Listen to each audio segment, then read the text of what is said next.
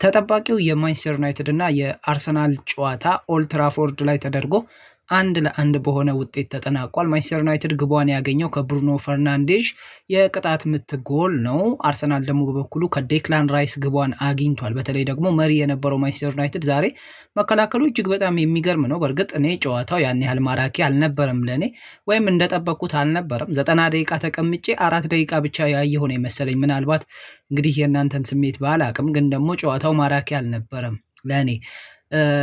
ጭማሪ ሰዓት ላይ በተለይ ግን ያቺ 4 ደቂቃ ግን እጅግ በጣም የምትገርም ደቂቃ ነበረች። ብዙ ጉድ ያየንባት በአርሰናል ተጫዋቾችም ዘንድ በተለይ ደግሞ ማርቲኔሊ ባዶ ጎል ሊሆን የሚችል ኳስ ያመከነባት። በአንጻሩ ደግሞ ማንቸስተር ዩናይትድም ቢሆን እንዲሁ ግብ ሊሆን የሚችል ኳስን በተለይ ደግሞ የማንቸስተር ዩናይትድ አጥቂዎች ቦታቸው ላይ ካለመገኘታቸውም አንጻር ዴቪድ ራያ አርሰናልን የታደገበትን ሙከራ ሁሉ ያየነው በዛች በጭማሪዋ 4 ደቂቃ ነው እና 90 ደቂቃ አስቀምጠውን 4 ደቂቃ ብቻ ነው ያሳዩን ሁለቱ ቡድኖች እና ንፉግ ነበሩ ብዬ ነው የማስበው ሁለቱም ቡድኖች እንጂ ኳስን በደንብ ተቆጣጥሮ የተጫወተው በእርግጥ አርሰናል ነበር። ኳሱን ይዞታል፣ ግን ደግሞ በማጥቃቱ ረገድ የተሳካለት አልነበረም። ማንቸስተር ዩናይትድ ደግሞ ሲከላከል እጅግ በጣም አስገራሚ ነበረ።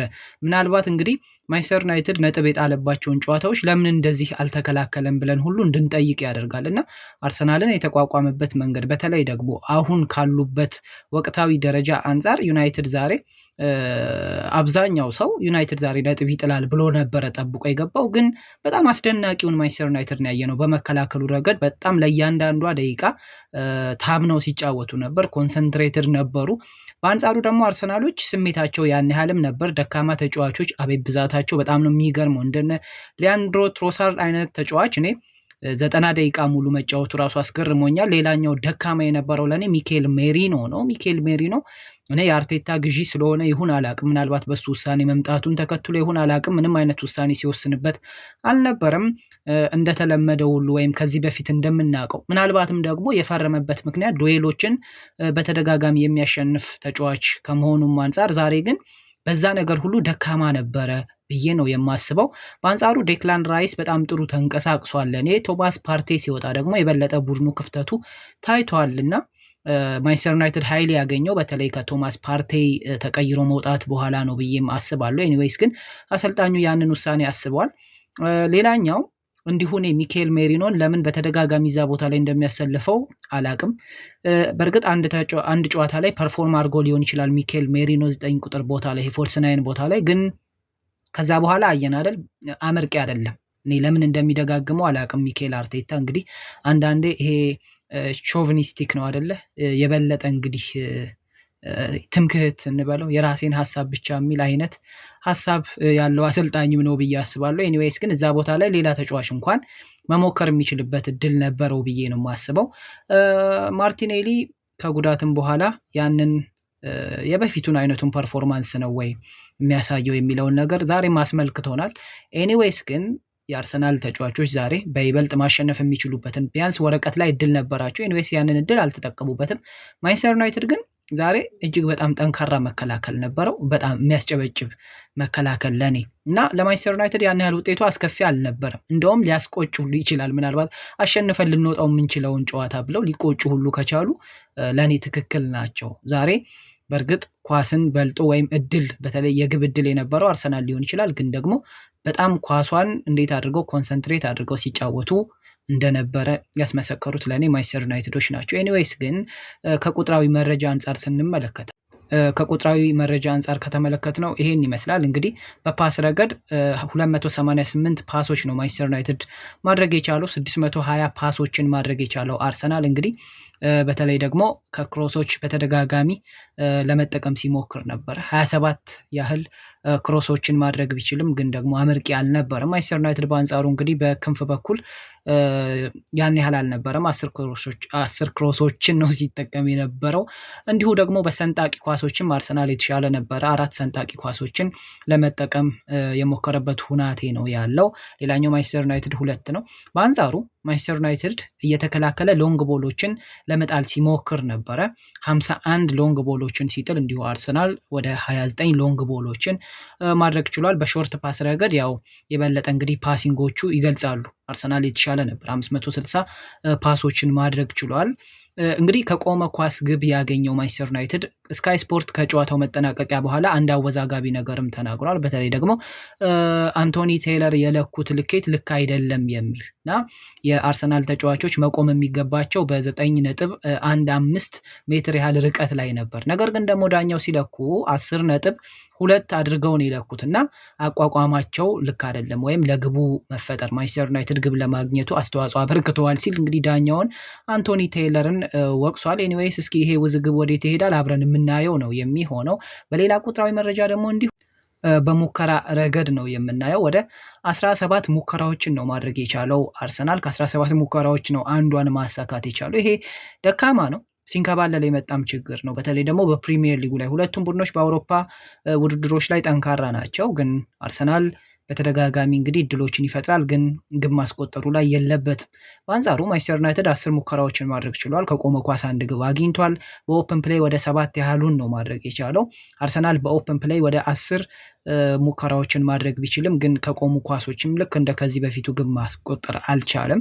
በአንጻሩ ግን ከሴት ፓይስ ማንቸስተር ዩናይትድ አንዷን ማግኘት ቻለ ማለት ነው እና ካውንተር አታክም በተደጋጋሚ እንግዲህ ያን ያህል ስናየው የነበረው ነገር አልነበረም። እንዳልኳችሁ ለእኔ ጨዋታው ፈዞብኛል፣ ማራኪም አልነበረም። ካውንተር አታክ አርሰናል 2 ጊዜ የመጣበትን ቁጥር ነው እንግዲህ ያስመዘገበው። ከዛ ባለፈ እንግዲህ በጎል ኮንቨርዥን ሬት ካየ ነው በተለይ ደግሞ ጎል ኮንቨርዥን ሬት ላይ የተሻለ ሆኖ የተቀመጠው ማንቸስተር ዩናይትድ ነው ከሞከረው ሙከራ አንጻር ማለት ነው። 10 ሙከራ ሞክሮ አንድ ግብ አሳክቷል። የተሻለ ነው፣ ወደ 10% ያህል ከአርሰናል ነው እንጂ የተሻለው ያው እንደ ምርጥ ቡድን ልንጠቅሰው የምንችለው ነገር እንኳን አይደለም። ግን ከአርሰናል በአንጻሩ ይሻላል። 17 ሞክሮ ወደ 5% ነው ቦል ኮንቨርዥን ሬቱ የአርሰናል ማለት ነው። እንግዲህ በምን ረገድ ጠንካራና ደካማ ነበሩ የሚለውን ደግሞ ከተመለከ አንደኛው ጠንካራው ነገር የማንቸስተር ዩናይትድ በተደጋጋሚ እንግዲህ ኳስን ለመንጠቅ ጥረት ያደርጉ ነበረ። ዛሬ የተለዩ ነበሩ። ቢያንስ ከሌላው ጊዜ ፕሬሲንግ የተሻሉ ናቸው ብለን በእርግጥ ፕሬሲንጋቸው ያን ያህል አስደናቂ ሆኖ ሳይሆን ግን በመከላከሉ በተለይ ደግሞ ብሎኪንግ ላይ ምርጥ ነበር ለኔ ማንቸስተር ዩናይትድ። ከዛ ባለፈ አንዱ ጠንካራ ጎን ሲል እንግዲህ ሁስኮርድ የሚያነሳው ምንድነው ከፍላንኮች ይሄ ከጎንዮሽ ኳሶች ግቦችን ለማግኘት እንዲሁ ሲሞክሩ ነበረ። ግን ደግሞ ድክመት ብሎ የሚያነሳው የማንቸስተር ዩናይትድን በተለይ ፊኒሺንግ ላይ ደካማ ነበሩ። ከዛ ባለፈ እንግዲህ ፖሴሽናቸውን አጥቷል ወይም ኳሱን ሲይዙ አልነበሩም። በአንጻሩ አርሰናል ደግሞ አንዱ ጠንካራ ጎኑ የነበረው ምንድነው በጣም ተዘግቶበት ስለነበር ከረጅም ርቀትም ግቦችን ለማግኘት ሲሞክር ነበረ፣ ግን ያን ያህል የተሳካ አልነበረም። ከዛ ባለፈ ግን ደግሞ ከፍላንኮችም እንዲሁ ከጎንዮሽ ኳሶችም ከክሮሶችም ለማግኘት ይሞክር ነበር። ግን የማንቸስተር ዩናይትድ ኤሪያል ዱዌሎች ላይ ጠንካራ መሆን ያንን እንዳያገኝ አድርጎታል። በተለይ ደግሞ የበለጠ እዛ ቦታ ላይ ሜሪኖ ሲሰለፍ ያንን ማድረግ እንደሚችል ስለሚያውቁ የማንቸስተር ዩናይትድ ደጋፊ ተጫዋቾች ያንን አድርገዋል ብዬ አስባለሁ። በተለይ የአየር ላይ ኳስን ሲሻሙ የነበሩ ኳሶችን ያመክኑ ነበር እና በዚህም ጠንካራ ነበር የአሞሪም ቡድን ብዬ አስባለሁ። እንግዲህ ደካማ ነበረ አጨራረስ ላይ አርሰናል በአንጻሩ ካየ ነው። ማንቸስተር ዩናይትድም እንዲሁ የረጅም ኳሶችን ለመጠቀም ይሞክር ነበረ። ከዛ ባለፈ ደግሞ መሀል ሜዳው ላይ እንዲሁ ስሩ ቦሎችን ለመጠቀም የሚሞክረውን ማንቸስተር ዩናይትድ አስመልክቶናል። ከዛ ባለፈ ምንድነው ሃይ ሾት ፍሪኩዌንሲ ነበረው የማንቸስተር ዩናይትድ አጨዋወት። ከዛ ባለፈ እንግዲህ ሎንግ ቦሎችን እና ስሩ ቦሎችን የመረጠበትን ሁናቴ ነው የምናስታውሰው አሞሪም በጨዋታው ላይ።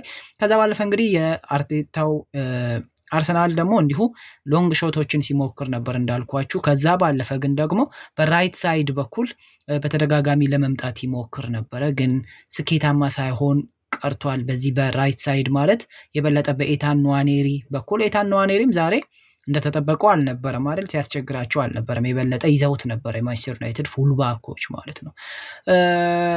ስለዚህ ያን ያህል ለእኔ ማራኪ ጨዋታን አልተመለከትኩም እና እንዳልኳችሁ ወደ 90 ደቂቃ ተቀምጬ 4 ደቂቃን ብቻ ነው ማጣጣም የቻልኩት። ጭማሪው ደቂቃ ላይ ግን አይኔን ሁሉ እንዳልነቀል አድርገውኛል እና እንግዲህ ጨዋታው ምንም ያህል እንኳን እኔ 2-2 ገምቼው የነበረ ቢሆንም ከዚህ በፊት በሰራውላችሁ ቪዲዮ በአቻ ውጤት ግን ይጠናቀቃል ብዬ እንደገመትኩት በአቻ ውጤት ተጠናቋል። እንግዲህ የነጥብ ልዩነቱም አርሰናልና ሊቨርፑል ያላቸው 15 ሆኗል። ይሄ ለአርሰናል እንግዲህ ደካማ የውድድር ዘመን ነው እንበለው ይሆን። ሁለተኛ መሆን ግን ያን ያህል በእርግጥ አሪፍ ስለሆነ ነው ሁለተኛ የሆነው። ግን ደግሞ ከዓላማው አንጻር አሳክቷል ብዬ አላምንም። ስለዚህ አሁንም ሚኬል አርቴታ ላይ ጥያቄ ሊነሳ የሚችልበት እድል እጅግ በጣም ሰፊ ነው በደጋፊዎቹ ዘንድ ያለውን